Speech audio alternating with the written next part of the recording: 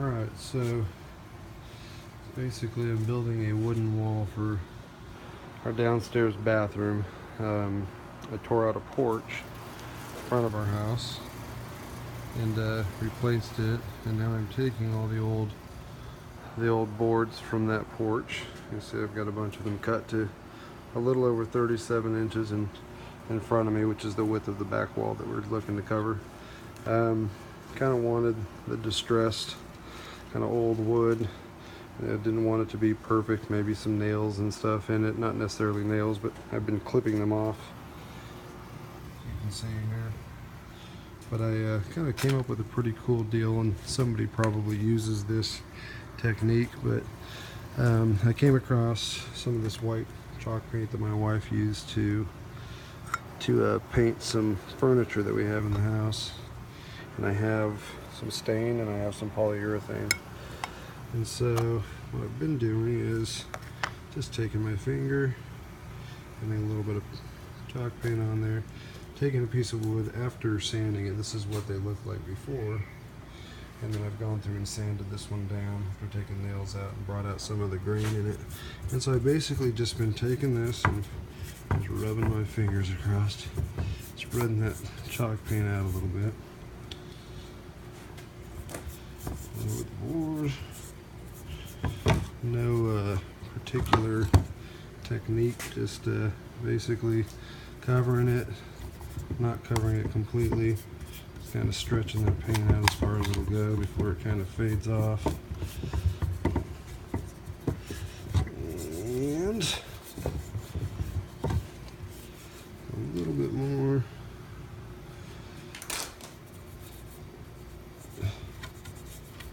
Alright, so we got that thing covered pretty good. I've rubbed it real thin so that it dries real fast. And that basically is the start of what we're going to try to make look like maybe some distressed wood, or at least look a little bit different, to kind of make a different pattern in that bathroom. So you'll see, because I've spread it so thin, it's dried pretty quick.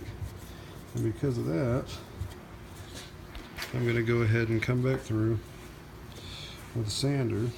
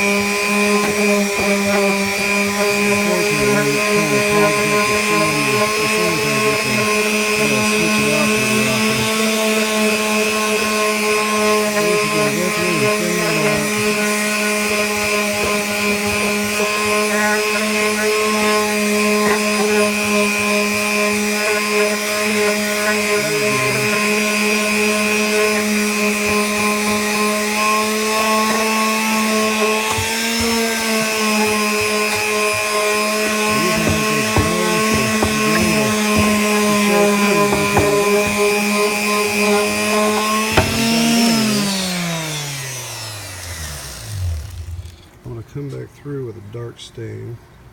I've just got a little rag here that I've been using. Dip the corner of that in. I'm actually going to come through and stain it now. And that chalk paint is going to block some of the stain from getting through. But where I've sanded down and the grain is starting to show through, that should actually stain pretty decent. And it kind of, I don't know what to call it, if you call it distress or you call it rustic or whatever you want to call it, but basically you can see how that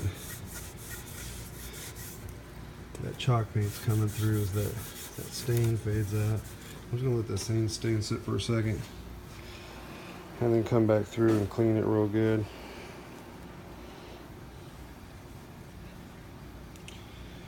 It should be just about long enough.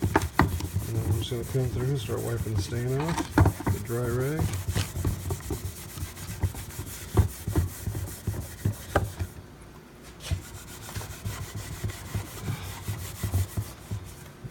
nails that I left in here. Just kind of cut them off at the base and left the little nub in there for character, I guess. Alright, so now what we have, a pretty cool looking piece of wood.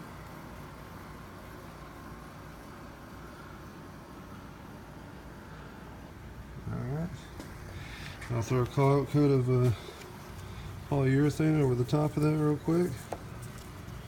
Somebody that's a professional woodworker, painter, stainer, whatever you want to call them, probably has some tips for me, but I don't claim to be a professional, and this seems to work pretty good, so we will roll with it.